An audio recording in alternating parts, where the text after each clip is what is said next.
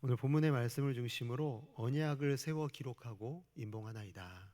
언약을 세워 기록하고 임봉하나이다 라는 제목으로 말씀의 은혜를 함께 나누겠습니다.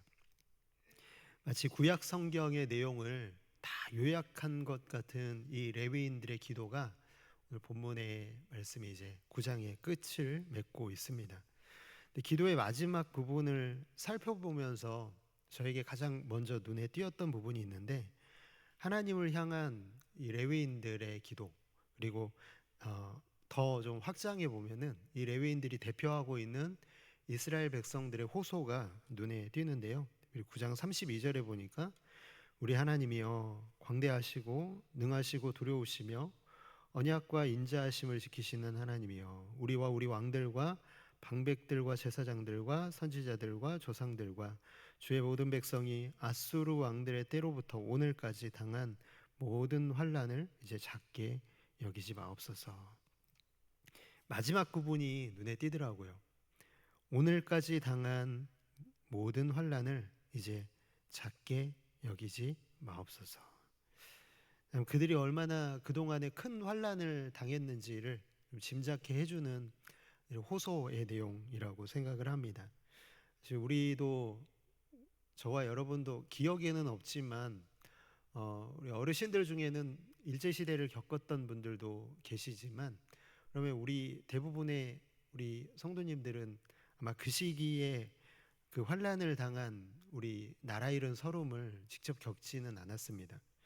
그럼에도 불구하고 우리 민족의 정서 속에 이 아픈 역사를 공유하고 있다라는 느낌이 드는 게, 그런 예전의 일제시대의 그 아픔을 생각을 하면 그 당시에 잊지는 않아도 그 부끄러움, 그 수치, 그리고 그 모멸감, 그 환란의 그 무게를 조금은 느낄 수 있는 것 같습니다.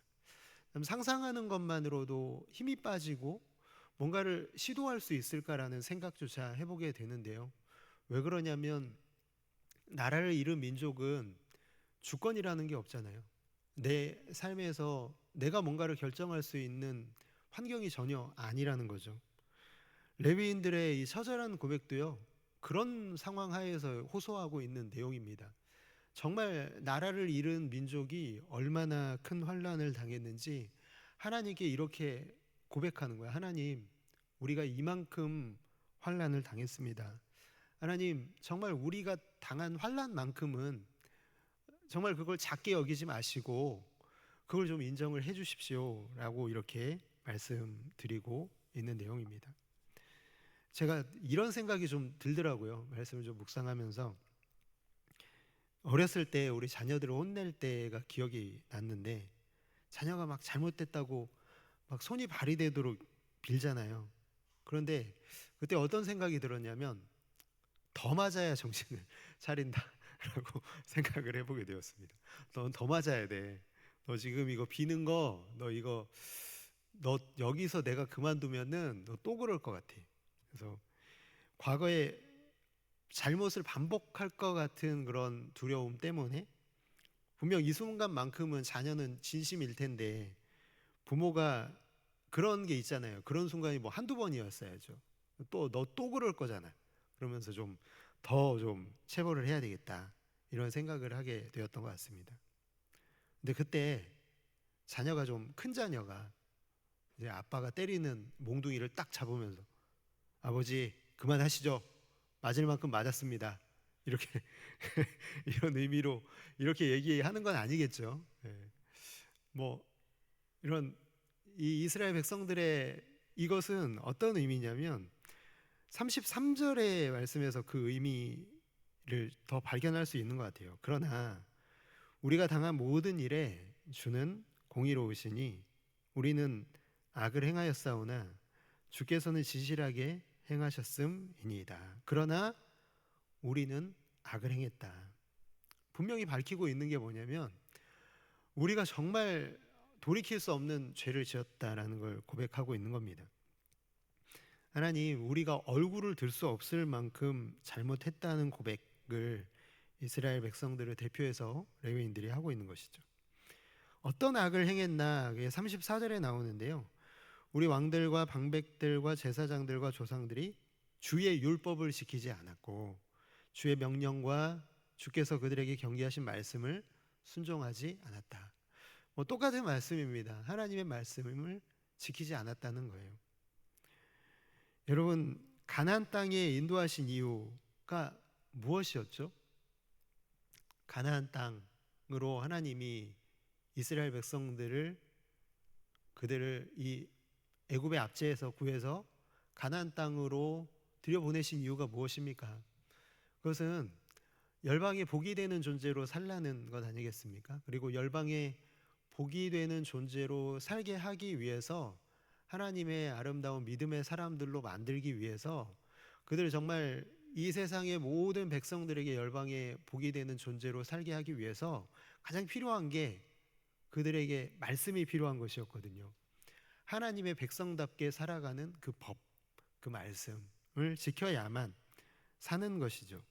복의 통로로 쓰임받을 수 있었습니다. 그러니까 그 핵심은요, 그 땅보다 더 중요한 게 뭐냐면 바로 말씀이었다는 거예요. 그 말씀을 지키고 살아가는 백성들. 사람이 떡으로만 사는 것이 아니라 하나님의 입으로부터 나오는 말씀으로 살아야 함을 그렇게 강조했음에도 불구하고 말씀을 들어도 순종하지 않았던, 말씀은 있지만 순종하지 않았기 때문에 나타난 결과가 35절이죠. 느헤미야 9장 35절에 그들이 그 나라와 주께서 그들에게 베푸신 큰 복과 자기 앞에 주신 넓고 기름진 땅을 누리면서도 주를 섬기지 아니하며 악행을 그치지 아니하였으므로. 여러분, 참 신앙의 타락이 어디서 나타나냐면 하나님이 주신 복을 복으로 여기지 않는 겁니다. 하나님이 내게 주신 것이 기억나지 않는 거예요. 하나님이 나에게 베풀어 주신 은혜를 은혜로 여기지 않는 겁니다. 하나님이 주신 그 넓고 기름진 땅을 그냥 내가 당연히 누려야 할 것으로 여기는 거죠. 그러니까 하나님 없이도, 하나님의 말씀 없이도, 하나님에 대한 말씀에 대한 순종 없이도 살아가고 있는 그 모습이 바로 신앙에 문제가 생겼다라는 것을 알려주고 있는 겁니다. 탕자가 그러지 않았습니까? 아버지의 유산 미리 땡겨서 갔고요, 신나게 탕진합니다. 그러나 그가 모든 재산을 잃고 난 후에 돼지가 먹는 쥐염 열매조차 먹지 못하는 그때가 되어서야 누구를 떠올리죠? 아버지를 떠올립니다. 내가 관리하는 재산은 밑 빠진 독에 물 붓기처럼 사라져 버리더라고요. 그 많았던 재산이요. 그러나 아버지가 다스리는 재산은 안전한 겁니다. 그러니까 내가 다스리는 나라, 내가 다스리는 재산, 내가 다스리는 내 생활은 철저하게 무너질 수밖에 없는 겁니다. 큰 복도 넓고 기름진 땅을 내가 누리고 있어도 그건 더 이상 내게 복이 아닌 거예요. 그러나 아버지와 함께 있을 때 얼마나 행복했는지를 탕자가 기억해냅니다. 그제서야 깨닫고 돌아갈 결심을 하죠. 레위인들도 탕자와 같은 고백을 하고 있는 겁니다. 그렇게 큰 복을 주셨는데 우리가 그 복을 소중히 여기지 못해서 당연하게 생각해서 지금 그로 인한 결과를 우리가 맞이하고 있다라는 거예요. 여러분 36절에 한번 보시면 이렇게 되어 있습니다. 우리가 오늘날 종이 되었는데 곧 주께서 우리 조상들에게 주사 그것의 열매를 먹고 그것과 아름다운 소산을 누리게 하신 땅에서 우리가 종이 되었나이다. 여러분 누구에게 주셨다고 되어 있어요? 그 땅을 주께서 우리 조상들에게 주셨다고. 그 열매 누가 먹으라고 주신 거예요? 우리가 먹으라고 주셨는데.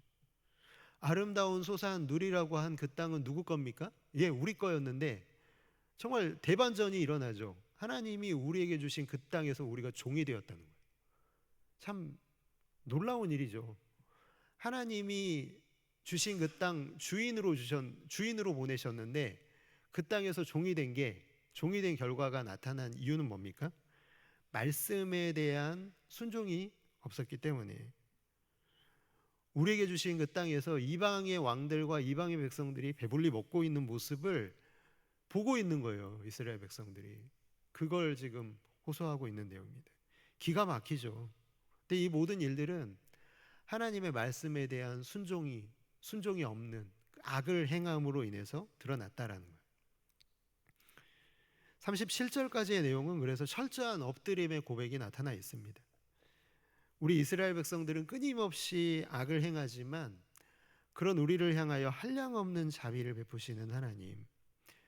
여러분, 그래서 레위 사람들이 결단하는 게 있어요. 이제 마지막으로 이렇게 결단하죠. 견고한 언약을 세우고 임봉하는 내용이 38절입니다. 우리가 이 모든 일로 말미암아 이제 견고한 언약을 세워 기록하고 우리 방백들과 레위 사람들과 제사장들이 다 임봉하나이다 하였느니라. 여러분, 이제 10장으로 넘어가면요, 임봉한 사람들의 명단이 나오고요, 그리고 어떻게 살겠다는 결단이 나오거든요. 그 내용을 임봉하는 거예요. 우리가 이제 이렇게 살겠습니다, 이런 내용으로 임봉하는 거죠. 임봉은 뭐냐면 도장을 꽝 찍은 다음에 봉이 나는 거예요. 열지 않는 겁니다. 그러니까 임봉은 절대로 바뀌지 않겠다는 이 언약의 불변성을 상징하는 표현인 것이죠. 참 인상적이었던 것이요, 32절의 말씀을 보면은 하나님을 부를 때 이 소유격을 사용해서 부르죠. 우리 하나님, 우리 하나님. 우리 하나님이기 때문에 부끄럽지만 다시 하나님 앞에 언약을 요구하며 나아가는 겁니다. 하나님, 우리와 다시 약속하겠습니다. 하나님, 우리가 하나님과 다시 약속하겠습니다. 참 부끄럽지만 우리 하나님이기 때문에 이런 호소도 하고 이렇게 하나님 앞에 다시 그 철면피 같잖아요. 정말 이렇게 해놓고 또 하나님 앞에 약속을 한다고. 근데 왜 그러냐면요, 하나님이 누구 하나님이시기 때문에, 우리 하나님이고 이 땅은 원래 누구의 것이기 때문에, 하나님이 우리에게 주신 것이기 때문에 그걸 당연하게 여기는 것처럼 그렇게 하나님 앞에 나아가고 있는 모습을 보게 됩니다. 사랑하는 성도 여러분, 우리도 참 하나님 앞에 변하지 않겠다는 결단을 참 많이 하는 것 같아요. 그러나 그렇게 변하지 않겠다는 결단 오래 가나요? 저는 안 그런데 여러분들은 안 그러시죠? 상황과 타협하고 속절없이 배신하고, 뭐 이스라엘 백성들의 얘기가 그냥 그들의 얘기가 아니라 그냥 우리의 오고 오는 모든 세대의 그리스도인들의 모습이 아닙니까? 부끄럽고 하나님 앞에 뜨뜻해서 얼굴을 들 수가 없는 모습이 바로 이스라엘 백성들의 모습이 우리의 모습 너무나 많잖아요. 그런 일들이 정말 너무나 부지기수로 많기 때문에 도저히 부인할 수 없는 사실입니다. 그럼에도 불구하고 우리가 항상 기억해야 되는 게 뭐냐면, 우리의 부끄러움을 가지고 하나님 앞에 나아가지 못해야 되냐, 우리가 연약하니까 하나님 앞에 나아가지 못할 수밖에 없느냐, 그게 아니라는 거예요. 하나님과의 관계성, 부끄럽지만 주님 앞에 나가는 것을 주저하지 말아야 된다라는 거예요.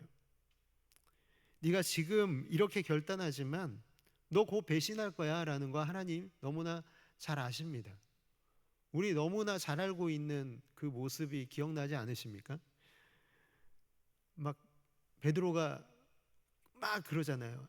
저는 절대로 주님을 배신하지 않겠습니다. 그렇게 막 엄청 강력하게 결단하는데 예수님이 뭐라고 하시죠? 야, 네가 닭이 3번 울기 전에, 너 3번 울기도 전에 너는 나의 이 말을 부인할 거야.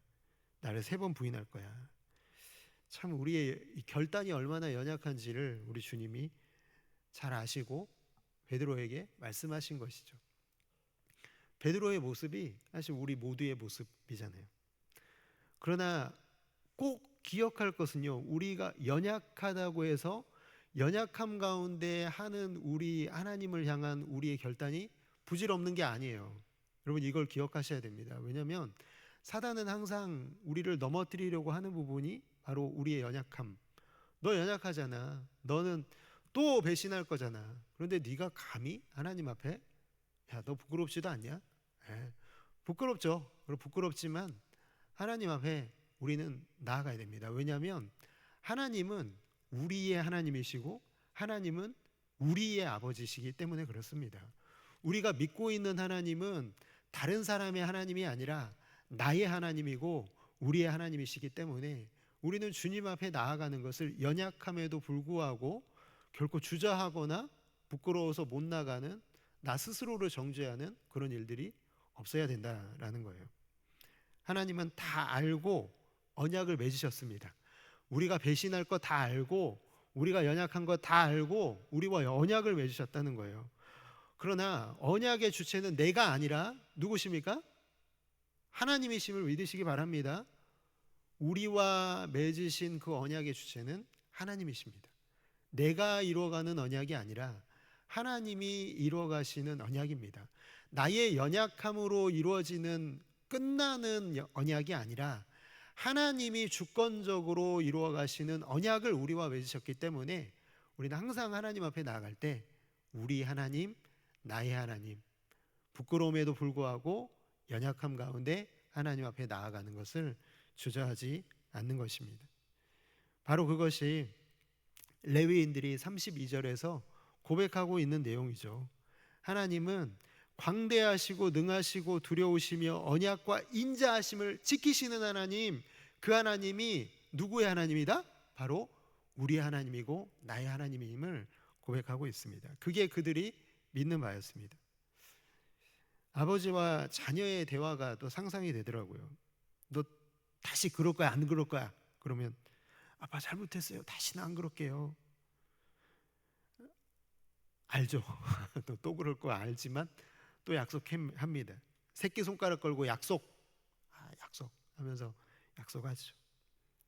아버지는 자녀에게 또 속을 걸 알면서도 안아주고 약속하듯이 하나님께서는 또 우리가 배신할 거 알면서도 그 순간의 진심, 그 순간의 믿음을 기뻐 받으시는 하나님이십니다.